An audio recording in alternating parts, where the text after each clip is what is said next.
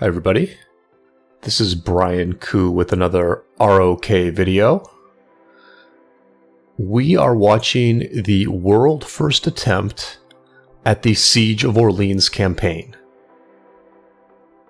This is the way in which a kingdom is able to fully capture the Orleans Guildhall, which is the Great Ziggurat equivalent on the Siege of Orleans KvK map. And there is a lot of trash talk that goes on between Joan of Arc and the so-called Royal General who is leading the British invasion forces. Siege of Orleans is based on a true historical event that occurred in 1429 when the British were trying to invade the city of Orleans during the 100 Years' War. Orleans was the last holdout in a certain French region, and Joan of Arc arrived in the city in April 1429 and was a key figure in rallying the troops and eventually launching a counteroffensive on the British, which was considered a turning point in the 100 Years' War. You're able to trigger this event by putting a single alliance inside the gates and having them stand there uncontested for 10 minutes. At that point, you capture the Guildhall and you're able to start this actual campaign. You can see that 2755 has brought a very sizable army for this fight, but the majority of their marches are stuck on the outside of the gates. You can only put 120 marches inside the gates, and once you start the campaign, no additional marches can enter the gates. And so you want to put some very strong players inside the gates. You want them to use 50% expansions, because as this campaign goes on, they are going to play a very important role. Now, the enemy attacks with a combination of very weak add-on marches that you're seeing spawn right now and get quickly eliminated, as well as very large, powerful rallies that are actually challenging to deal with. If you attack the rally before it hits the garrison, your march will die immediately. And because you cannot bring any additional marches inside the gates, it falls upon those marches inside the gates to reinforce these garrisons. So the best thing to do is to use Zenobia garrisons in each of the 3 gates. You see there's a Nevsky here on the east gate, and a Zeno down here as well. But the nice thing about Zenobia is that because of her heal, you're able to sustain the marches inside the gate for longer. Now, the heal, when you're trading badly in a real fight and taking real deads, the heal can be annoying because it's not really making the trade better, it's just keeping troops in the garrison for longer. But in a fight like this, where you're just taking a very minor amount of Sev woundeds, the Zeno is very nice because it's just making every march inside that garrison more sustainable. And the marches on the outside are unable to reinforce the garrison. It's only marches that were already inside that can reinforce here. And I think one thing you can do if you get worried about the garrison being popped during this fight is you could leave a second Zeno garrison just standing nearby, ready to jump in as backup. Because I think what happens here at this north gate is that the Zeno must have gotten low on health, and the player decided to walk the Zeno home and try to refresh it before the next wave. But the issue is that once you leave this inner area, you can't get back in. So you really want to just leave those Zenobia garrisons inside and hope that they last for as long as possible. So the number of rallies does increase as the event goes on. Now there's 2 rallies hitting each of the gates. I think you're going to see... You're seeing a handful of people swarm the rallies. It looks like they don't instantaneously die, but they do die very quickly when you try to swarm them before they hit the garrison. Now you see the issues with the garrison here. It's a Guan garrison at this point. And so this gate is in a bit of trouble. They don't have a good garrison.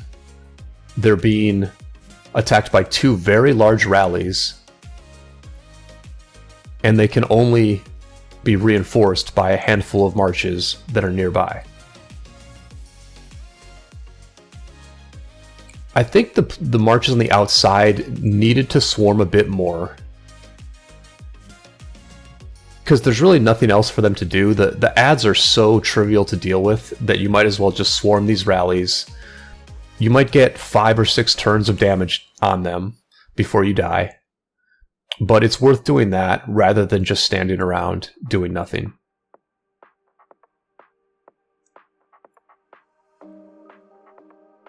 This, the main prerequisite, of course, to being able to do this event is that you actually win the KvK and push your enemies out of Kingsland.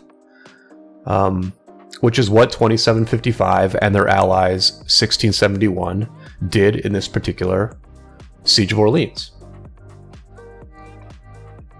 Now, one thing that happens as this event goes on is that these royal saboteurs spawn inside the gates. And what this does do is it causes these marches that are standing near the guild hall to wake up, because up to this point they haven't really had anything to do. The saboteurs move fast, but once you attack them, their march speed is reduced by 90%, so as long as you pick them up in time, they're not going to reach the guild hall. They're supposed to explode once they reach the guild hall and do some AoE damage. That particular saboteur didn't do any AoE damage. It was kind of a dud. It was a royal saboteur that sabotaged itself. But later on, there is one saboteur that reaches the guild hall and does explode. There just happened to be no marches around it when that occurred. But this was the final reward and the final bit of fun in a 4 Imperium Siege of Orleans KvK that was really quite interesting. And it was especially interesting because the southern side, the ultimately losing side, they actually won the first zone. They won the first phase of this war. 1429 did a obnoxious fort drop during 1671's downtime. They did it in the area where a different enemy was situated, and that fort drop allowed 1429 to win the left Zone 6 of terrain. At the same time, 2268 was doing well defending against 2755. And so, at the beginning, it did seem like the southern side had the military and psychological advantage in this war. I think over here you're starting to see a few marches actually do a decent job of swarming. But at the north gate, they have been breached, and these 2 infantry rallies are headed towards the guild hall. The west gate has also been breached, and there are archer marches on the way. So, at this point, the defense really fell upon this guild hall, which had a large number of marches inside, and a Zeno Flavius garrison leading the defense. And you are seeing now some of these very big players able to successfully swarm these rallies and do a lot of damage and help out the garrison. This player, Rick here, has just leaped into action. Rick was a player that I saw on the front lines of this war quite a bit. He was one of the main rally leaders for 2755. And he's going to play a key role in these final waves of assaults that are coming in. The East Gate gets breached as well with the cavalry marches, but at least the East Gate delayed these marches getting through, which, you know, made the timing of the NPCs a little bit weaker. And this cav rally did get swarmed down before it even reached the guild hall.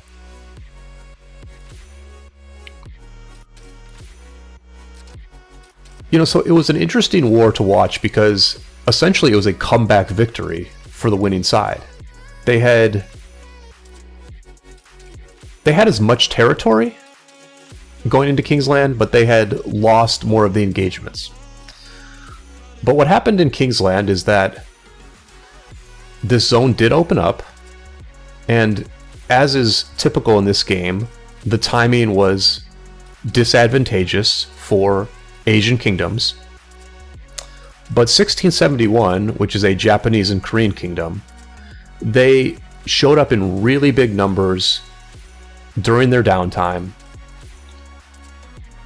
due to the huge importance of a Kingsland fight.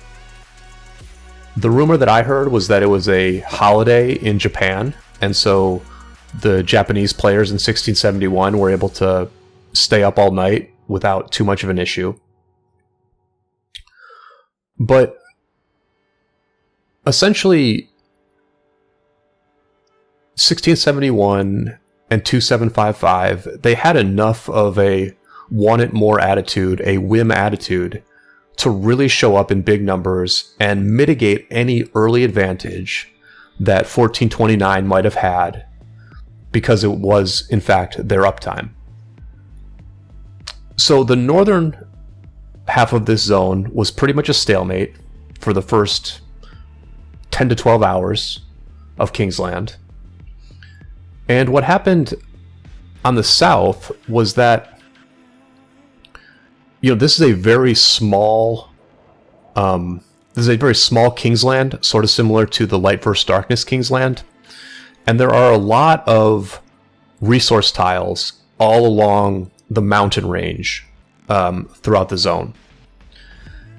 And 2268 did not do a good job of gathering up those resource tiles and opening up teleport space in the area around their pass.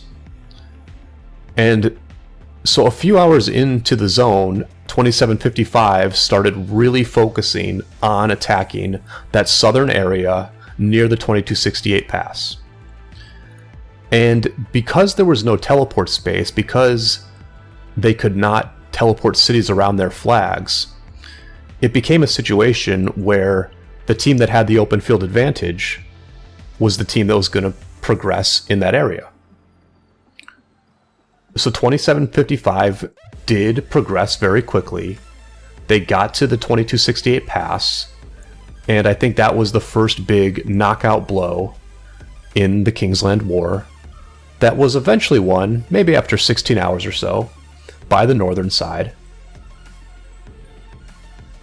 of 1671 and 2755, which is a kingdom that's new to Season of Conquest and ultimately had a good performance. The